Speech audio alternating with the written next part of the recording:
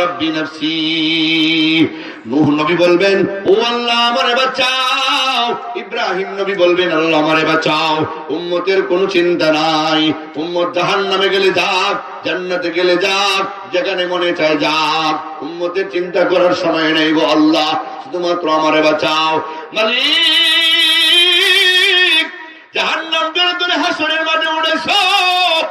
জাহান্নামের আগুন বড় কঠিন, জাহান্নামের মুখের মধ্যে কত লাগাম, ফেরেশতারা টানিয়ে টানিয়ে উঠায়।